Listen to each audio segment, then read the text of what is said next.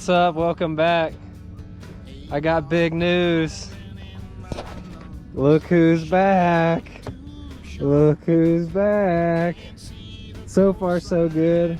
Ran to the first spot. No water in the boat. Planed out real nice. I'll kind of show you the mods that my dad did to help get the leak stopped and hopefully prevent it from happening again. But first, we're gonna try to catch a few bass here this afternoon, and then we'll take it back to the garage and I'll show you guys what's up with the updates on my little 12-foot bass boat killer. So right on, let's see if we can catch some fish.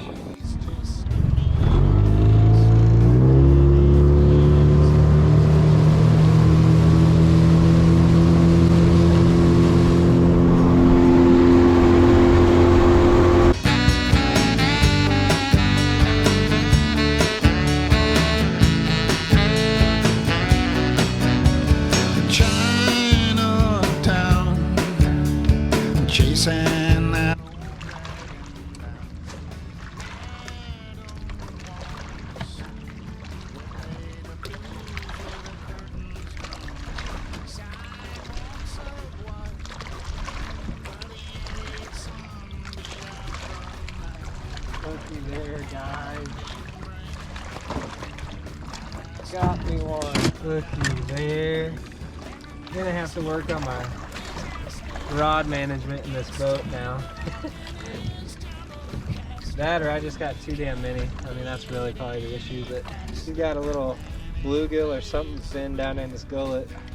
So the goal was just to come out and get a couple of bass in the freshly rehabbed boat, and I'm using the Spro Little John DD 45. Dives pretty deep. It's a flat-sided little crankbait, supposed to go 8 to 10 feet. I'm in about 6 feet of water along these rocks right now. Throwing it on 6-pound fluoro in my Surinoya combo and hooked up. Got me a nice largemouth. I love it. All right, we'll give this one a proper exit since it was the first bass back on the freshly rehabbed boat. Take it easy. There you go.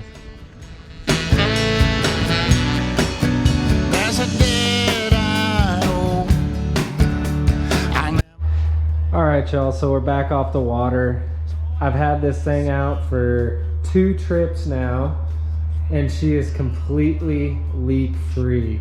So I'm gonna take the time to run y'all through the layout of my boat. I've had this boat since fall of 2019, and I never realized how much I love this boat until I had to go 2.5 months without it.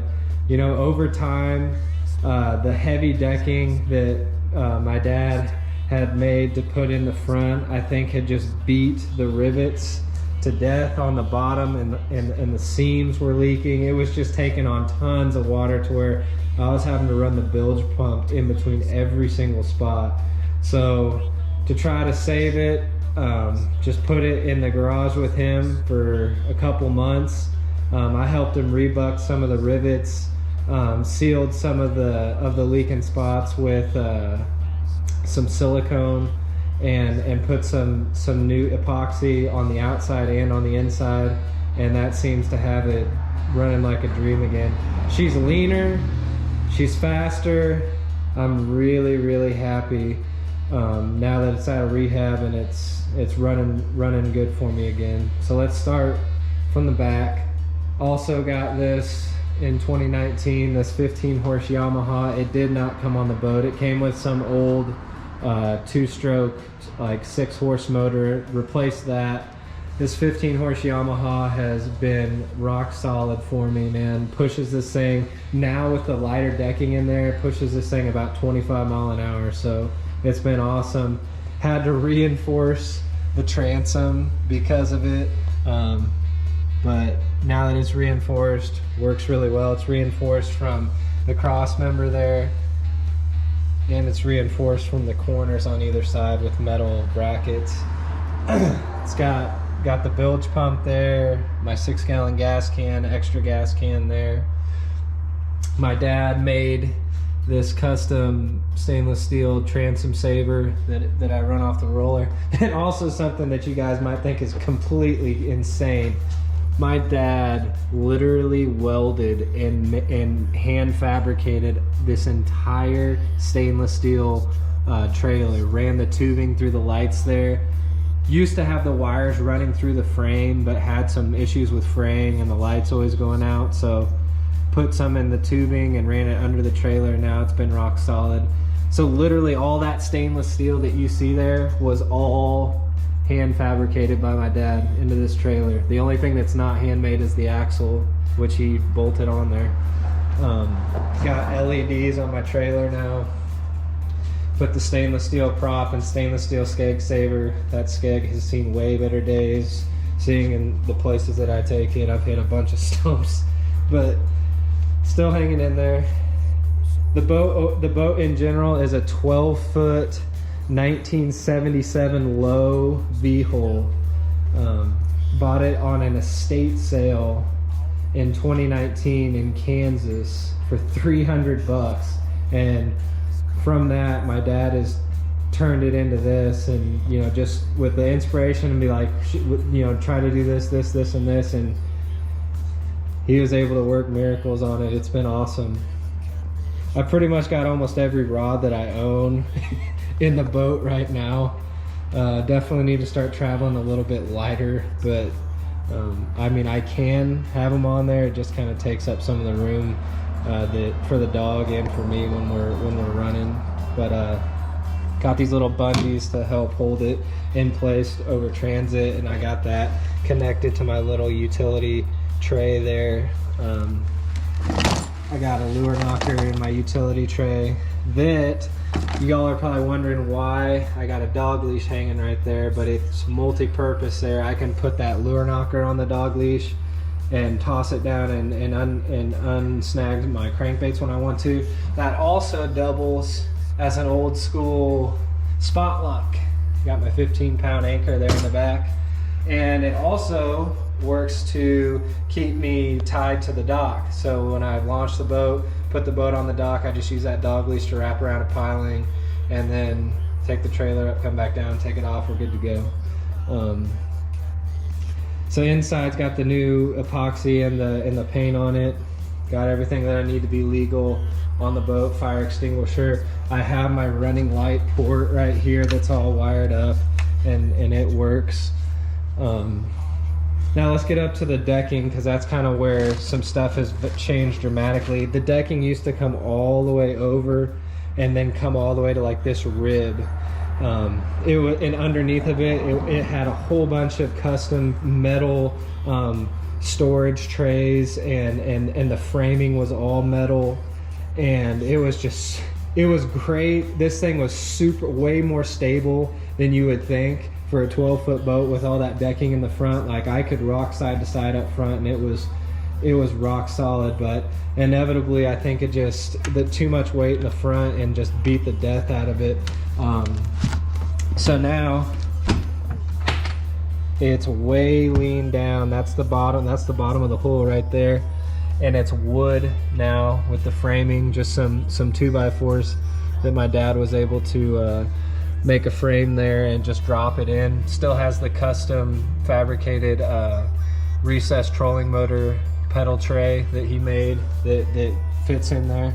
Got a little bit of storage. That's all the stuff that I need to be legal in there. First aid, whistle, light, got my scale and a few other things. There's my running light that he's got attached in there. This is all marine grade carpet.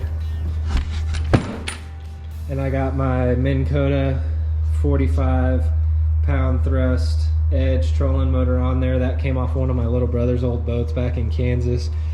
It pushes this thing pretty fast, runs like a dream. That's also a custom metal mount that my dad made for that little 10-inch Garmin graph. My dad's got the fuse panel all wired perfect here for the anchor light, my front running lights. There's a little cabin light over there that I use when it gets dark out. Got the bilge pump. Aux 1 runs the The graph here in aux2 runs a cigarette adapter right there. This front metal nose piece, also all custom fabricated by my dad, stainless steel, and has the trolling motor mounted on there, perfect. Got my spare tire on that I thankfully have never had to use. Coming to the other side, I'll show you where I store the battery. So my dad's got it situated in there nice and snug with some foam to help it stay from rocking around. Just 112 volt lead acid normal battery. Maybe in the future I might go replace it with a lithium, but I mean, for 500 bucks I really don't need it, because that lead acid's never let me down with just the trolling motor and the graph running off of it. Occasionally the bilge pump, which I don't have to use all the time now, which is a blessing. Got all my stickers on there from things that I've collected over the past few years. Hull's looking real nice now. I don't wash it a ton, but that black paint stays looking pretty good. On the sides, there's one underneath my rods over there. It's the exact same as this, but my dad just made some wood panels because the deck doesn't come all the way flush side to side, so just made some removable wood panels here. I got my paddle under there, and this is where, if I am going to start carrying my tackle on my boat, I'll just kind of slide my boxes down in there, slide my plastics in. But man, when I used to have all those compartments and in my old decking on here, I literally carried all the tackle that I have in my boat. Like I was treating this little 12-foot boat like it was my big 21-foot fiberglass bass boat. Like I had all my tackle up front, my rods in there. Dude, I had a couple 100 pounds of gear in the boat. And I think just running way too much weight and way too rough of water inevitably is what was the demise of the first design. But now I think this is gonna work. This is gonna run smooth. This is gonna run for a long time. Something else I forgot to show y'all under here, onboard battery charger with the plug, and I just take the extension cord down from there, plug it in overnight, keeps that battery charged up. Added that little accessory rail cup holder this year, and there's my GoPro mount that I use for most of the shots and angles. Just like as I'm recording, that's the angle y'all see most of the time. There's my ride. There's my little 12-foot bass boat that I take all over the place. I take it all over North Texas. I fish real small bodies of water with it. I can put it like in the ponds up in the grasslands. I literally just back the trailer off the bank of ponds up in Kansas and just didn't even have to have a ramp. And then I put it on as big a lakes as you can imagine down here. Some lakes that I probably shouldn't have been on in terms of just how rough and spooky it got, but still alive, still here to talk to you about it. And don't get me wrong, I'm smart. Like, I'm smart about it to where, like, if it's a big body of water, I check the wind and I know which direction it's going to be coming from, and I know the parts of the lake to avoid so that I don't get killed out there. But yeah, she still handles big water, handles small water, gets in the thick of stuff. I love this boat. I hope I have it for quite a bit longer. Once Naomi gets older, I might look at getting some kind of a bigger boat, maybe like a 14 or 16 foot all-wheel that I can still kind of do similar applications with, but it's big enough to where I can take Keisha and Naomi along comfortably. But so if y'all have any questions about the boat, how we did anything, or if you got any suggestions of some things that we could do, just let me know. But otherwise, thank y'all for watching. Y'all take her easy. We'll see you on the next one. I got some good videos coming up for y'all.